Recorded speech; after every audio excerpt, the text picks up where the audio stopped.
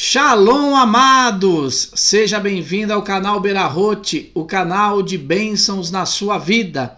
Eu sou o pastor Josuel Santana e estamos aqui para mais uma viagem pela Bíblia. Lembrando sempre, se inscreva no nosso canal, ative o sininho para você receber as notificações, curta o vídeo e espalhe entre aqueles que você quer que conheça mais da palavra de Deus. Na nossa quarta viagem pela Bíblia, nós vamos falar sobre o patriarca Isaque, aquele que recebeu a herança espiritual de Abraão e deu continuidade. Então, nós vimos na outra viagem pela Bíblia sobre o nosso patriarca Abraão, a sua chamada, a sua saída, de onde ele morava, o que Deus quis dele e até o cumprimento da profecia que Deus havia feito 25 anos antes de dar um filho a Abraão. E esse filho chegou. Esse filho chamava-se Isaque, que em hebraico significa sorriso, porque quando o anjo falou que Sara teria um filho aos 90 anos de idade, ela, que estava no outro cômodo da casa, sorriu. E o anjo disse: por que riu? E porque ela sorriu, o nome do seu filho passou a ser Isaque. Isaque, ele vem com a responsabilidade de dar seguimento. Nós vimos que de Adão até Abraão, a revelação de Deus para os homens, ela era muito unitária e seguia uma linha, que era a linha sempre do primogênito, continuar essa linhagem espiritual. A partir de Abraão, Deus muda o curso da história, colocando em Abraão a responsabilidade de ter filhos e esses filhos aprenderem e ensinarem aquilo que Deus queria para a sua nação. Então, quando nós paramos para fazer uma análise assim muito fria, Deus não chamou uma nação para ser sua, Deus chamou um homem e ele prometeu, através desse homem, transformar aquela linhagem em uma grande nação. E para isso, ele promete uma terra que no começo da história de Abraão ele não sabe aonde é, mas quando Isaque nasce, ele já sabe aonde é essa terra e o que Deus lhe daria. Isaque, ele tem algumas particularidades que muitas vezes é até ignorada na Bíblia. Porque se nós olharmos para a Bíblia de uma forma muito superficial, a gente vai ser levado a pensar que Isaque teve uma vida muito sem atos que demonstrasse toda a grandeza de Deus. E na verdade não. Entre os três patriarcas, Abraão, Isaque e Jacó, Isaque é aquele que teve a vida, digamos assim, mais amena. A gente vê o que menos teve problema foi Isaque. E por que Isaque foi o que teve menos problema? Segundo as tradições bíblicas, o grande teste que Isaque teve na sua vida foi quando o seu pai o levou ao Monte Moriá para oferecer como sacrifício. Por quê? Nós sempre olhamos o sacrifício de Isaque por Abraão, né, aquela caminhada que Abraão faz, cumprindo o mandado de Deus, de ir até um monte, que Deus iria revelar onde era esse monte, e naquele monte oferecesse o seu filho como uma oferta. Nós sempre olhamos para isso na visão de Abraão. O tamanho, querendo mostrar o tamanho da fé, o tamanho da obediência, o tamanho de tudo o que Abraão fez, principalmente nesse ato. No ato de sacrificar o seu próprio filho. Mas a tradição bíblica vai dizer o seguinte, que esse ponto principal do sacrifício de Isaque não foi um teste só para Abraão. Abraão, ele teve um teste muito importante, sem dúvida nenhuma, que foi, ele ouviu a voz de Deus e ele obedeceu o que Deus falou para ele. Deus falou: eu quero que você ofereça o seu filho. E ele foi lá oferecer. Mas a tradição bíblica vai dizer que no caminho, antes de chegar no monte, Abraão e Isaque vai percebendo que a coisa não era bem como Abraão estava dizendo. Por quê? Eles andam, a Bíblia diz que anda Abraão, Isaque, 2 servos, que segundo a tradição bíblica também era Eleazar e o seu outro filho Ismael, mas chega num determinado ponto, Abraão para e diz para os 2 servos, vocês fiquem aqui, que eu e o moço vamos adorar, e havendo adorado, retornaremos. Por que Isaque já começou a perceber? Primeiro, por que os 2 servos não foram levados juntos para adorar? Já que era muito normal, naquele tempo, os sacrifícios do patriarca, todo mundo participar. Então veja que Abraão já começa a fazer uma seleção. E começa-se a caminhar Abraão e Isaque sozinhos. No meio dessa caminhada, Abraão vai ser interrogado pelo seu filho. E qual é a interrogação? Pai, está aqui o fogo, está aqui a lenha, está aqui o cutelo. Mas, pai, aonde está o cordeiro para o holocausto? E como resposta dessa pergunta do Isaque, o Abraão vai dizer, meu filho, Deus para si proverá o cordeiro.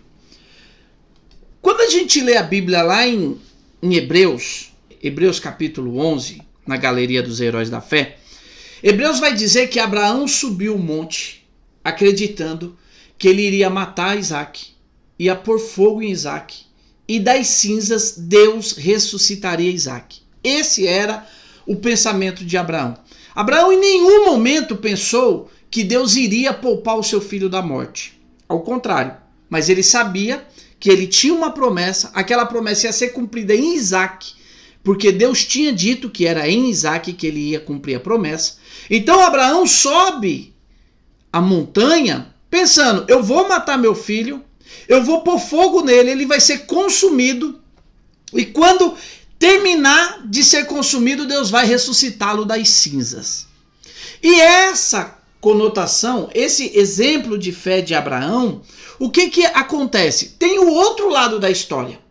Porque, segundo também as fontes bíblicas, Isaque tinha 37 anos quando isso ocorreu. Ele não era um garoto. Ele já tinha 37 anos. Como é que nós vamos saber que Isaque tinha 37 anos? Porque logo após o acontecimento de Abraão oferecer Isaque naquele altar, diz que quando ele volta do monte, ele recebe a notícia de que a sua esposa tinha morrido.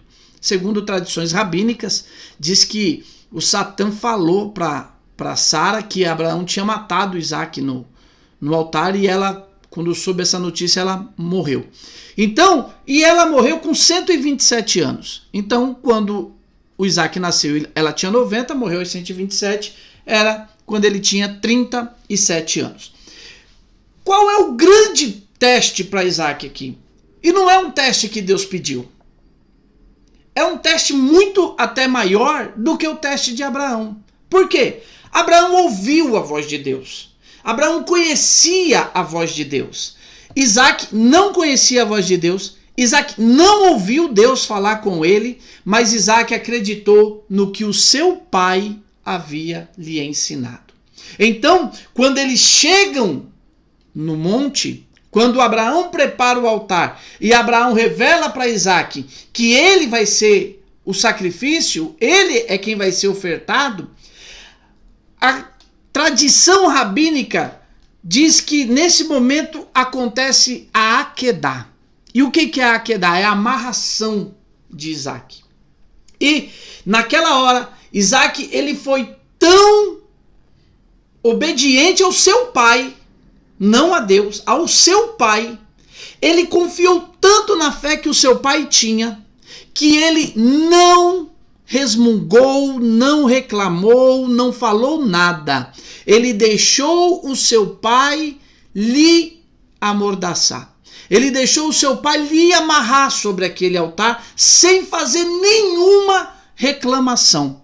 E aquele ato foi visto por Deus como algo muito elevado.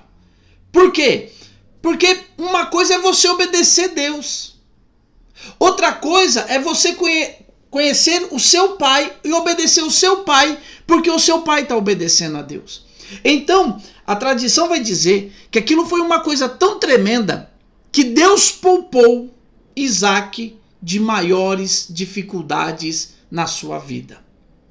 Quando Deus viu a vontade de Isaac de cumprir a vontade de Deus que o seu pai tinha recebido, aquilo foi para Deus como se ele tivesse morrido. Para Deus, ali, Isaac morreu. Por quê? Ele morreu ainda da melhor forma que se pode morrer. Em hebraico, a gente vai chamar isso de Kiddush Hashem, que é o quê? A santificação do nome de Deus. Se Abraão entrou na história, entrou o seu nome na história, pelo sacrifício de Isaac, só entrou porque Isaac quis entrar no sacrifício de Abraão. Então ele teve uma doação. E para Deus não há nada que seja mais fantástico, mais bonito, mais louvável do que quem se doa.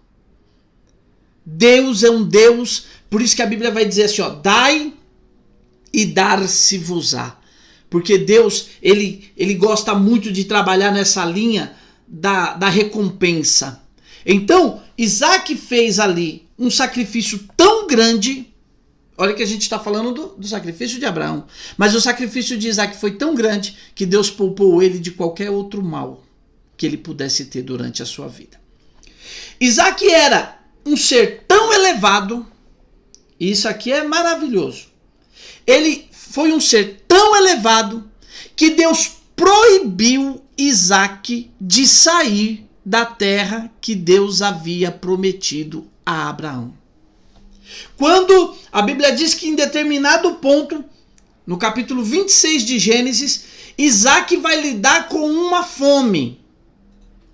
Olha só, já havia tido uma fome antes, no tempo de Abraão, e agora tem uma nova fome.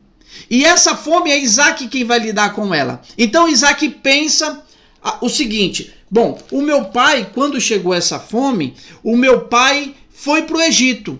Eu também vou para o Egito. E olha o que vai acontecer. Apareceu-lhe o Senhor e disse, não desças ao Egito, fica na terra que eu te disser. Habita nela e serei contigo e te abençoarei, porque a ti e a tua descendência darei todas essas terras e confirmarei o juramento que fiz a Abraão teu pai. Multiplicarei tua descendência como as estrelas do céu e lhe darei todas essas terras. Na tua descendência serão abençoadas todas as nações da terra, porque Abraão obedeceu a minha palavra, guardou os meus mandados, os meus preceitos, os meus estatutos e as minhas leis. Então, quando ele se sentiu pressionado, porque tem uma fome na terra, e ele pensou, eu vou para o Egito, Deus falou, não vai. Porque ele era considerado um sacrifício tão elevado, um ser tão elevado, que ele não podia. Nas tradições bíblicas nós vamos ver que Deus fala para ele o seguinte, o Egito é muito baixo para que você entre no Egito. A santidade da terra de Israel, e eu que nunca tive lá, mas com a força de Deus eu vou lá um dia, né? Quem sabe a gente faz um vídeo bem bonito aqui no nosso canal o dia que eu for lá, porque eu vou, em nome de Jesus eu vou. Mas quem já foi lá diz que o ambiente espiritual em Israel é diferente. E o que acontece, meus queridos? Essa santidade que a terra de Israel tem, ela estava nesse momento representada na figura de Isaac. Então Isaac, ele é um ser tão elevado, ele é uma oferta tão elevada para Deus, que Deus não permite que Isaac saia da terra prometida. Ele é dos 3 patriarcas o único que nunca nasceu, viveu e morreu dentro da terra prometida. Então, quando nós olhamos para isso, nós vemos um pouco da elevação que esse homem tinha. Então, o Isaac, quando ele pensa em sair, Deus fala, não sai, fica aqui.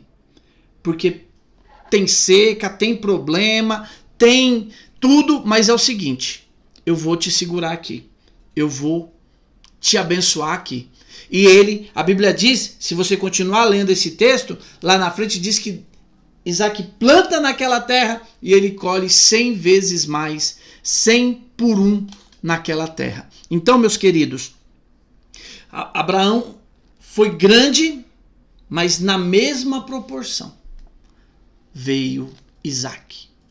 E Isaac vai dar continuidade à descendência de Abraão e ele vai ter 2 filhos. Primeiro, a gente pode aprender que Isaac precisou orar 20 anos para que a sua esposa tivesse filho. E é uma característica das matriarcas nesse período bíblico. Sara era estéril, Rebeca era estéril e a Raquel, que era a esposa amada do Jacó, também era estéril. E, diferente do seu pai, até porque ele já tinha aprendido que tinha dado errado com o seu pai, o Isaac não casa com outra mulher. Ele fica orando para que Deus abra o ventre de Rebeca. E Deus atende a oração de Isaac e no capítulo de número 25 vai contar a história dos 2 filhos de Isaac, que são Esaú e Jacó. Então, mais uma vez, a descendência de Isaac, ela vai ser dividida, ela vai ser polarizada entre Esaú e Jacó. O Esaú, ele representa aquela pessoa que não quer ter intimidade com Deus. E ele vai ser chamado de caçador, mas no mesmo sentido de Nimrod. No outro vídeo que nós fizemos da viagem, a da geração pós-diluviana, você vai ouvir falar de Nimrod lá. Se você ainda não assistiu, assista para você entender por que Nimrod era chamado o grande caçador diante de Deus. Então, no mesmo conceito de Nimrod, o Esaú também era um grande caçador. Era um camarada que tinha uma lábia muito boa, mas as suas atitudes não acompanhavam as suas lábias. Então, nasceram 2 filhos. E já no ventre da mãe, a Bíblia diz que os 2 guerreavam dentro do ventre de Rebeca. E é uma conotação da gente... É uma conotação de nós conseguirmos entender que é uma briga entre a carne e o espírito. Por quê? O Jacó era espiritual. O Jacó, ele vai estudar nas tendas de Shem. O Jacó vai ter uma vida espiritual elevada. E o Esaú vai ter uma vida espiritual em decadência. Então, quando o Isaac fica velho, capítulo de número 27... O que acontece? O Isaac ficou velho. E aí a Bíblia vai dizer um texto que vai dizer assim: tendo-se envelhecido Isaac e já não podendo ver, porque os olhos se lhe enfraqueciam, chamou a Esaú, seu filho mais velho, e lhe disse: meu filho. Respondeu ele: aqui estou. Eu quero conversar com vocês um pouquinho sobre esses olhos escureceram. Existem 3 definições que defendem a ideia de se explicar o porquê a Bíblia vai dizer que os olhos de Isaac se escureceram. Primeiro, a primeira linha diz que os olhos de Isaac se escureceram porque as esposas de Esaú eram idólatras. E o Isaac via as mulheres queimando incenso a outros deuses. E diz que quando ele viu isso, quando ele começou a ver essas coisas acontecer, a sua visão foi diminuída. A segunda linha que explica por que os olhos de Isaac se enfraqueceram, vão dizer que no momento da Akedá, quando Abraão está para matar o Isaac, e um anjo impede que Abraão faça tal coisa, diz que quando aquele anjo apareceu, foi uma glória tão tremenda que ele ofuscou a vista de Isaac. E a terceira ideia de que se tem por que os olhos de Isaac se escureceram, dá conta de que foi uma forma de Deus, assim como eu já falei que ele foi o que menos sofreu, foi uma forma de Deus até de certa forma prover algum sofrimento, porque o sofrimento, amados, diferente do que nós pensamos naturalmente, o sofrimento ele vai ter para Deus uma forma de nos fazer nos achegarmos mais a Ele. Então sempre que Deus permite que nós passemos por uma situação de dificuldade, que você olha e fala é muito difícil, foca na tua vida espiritual. Porque Deus está querendo justamente você mais perto dele. Então, quando você vê uma dificuldade, olha para a tua vida espiritual, concentra na tua vida espiritual, busca mais a Deus, porque é isso que Deus está querendo de você. Então, diz a tradição que uma das razões dos olhos deles terem ficado fracos é que Deus viu que ele teve uma vida tão boa, tão tranquila, que Deus deu isso como uma forma de fazê-lo sempre manter o Isaac conectado com Deus. Por que Deus diminuiu a visão dele? Porque ele, na verdade, se ele tivesse a visão 100%, ele não teria abençoado Jacó. Deus já havia, desde o ventre, dito para Rebeca que o maior ia servir o menor. Então a bênção já era de Jacó, independente de qualquer coisa. A bênção pertencia a Jacó. Agora, como é que poderia Deus fazer com que Isaac abençoasse Jacó? Se Jacó tivesse com os olhos bons, os olhos 100%, ele não teria em momento nenhum aceitado abençoar o Jacó. E a bênção precisava ser passada pelo pai. Isso é uma coisa muito importante, porque hoje em dia nós até às vezes pensamos que, não, isso aí foi lá para trás, isso aí não... Não, até hoje isso é assim. O pai tem a obrigação de abençoar os seus filhos. Então, a visão dele está fraca. O que ele faz? Ele chama o Esav, porque o Esav é o dono da bênção. Independente de qualquer coisa, o Isaac não sabia que o Esav tinha vendido. O Isaac não participou dessa negociata. Ele está fazendo a coisa como era a lei fazer. Então ele chama o seu filho e fala: filho, olha, minha visão está fraca, pode ser que qualquer hora o Eterno me chame. Então faz o seguinte, faz um guisado e traz para mim, porque quando você me der esse guisado, eu vou te abençoar. Então, é muito comumente aceito que a visão dele ficou fraca, porque senão ele não teria cumprido o propósito de Deus, porque ele seria muito fiel ao que era determinado já, passado de pai para filho de muito tempo. Só que o Esaú, não é que Deus simplesmente rejeitou o Esaú. E esse é um princípio que nós temos que aprender quando nós falamos de profecia. Quando Deus permite que alguém fale uma profecia, um fato profético, não é que a coisa vai acontecer porque Deus falou. Não. Deus falou porque ela ia acontecer. Então, quando Deus falou para Rebeca, olha, você tem 2 nações dentro de você, e a maior vai servir a menor. Não é uma determinação de Deus.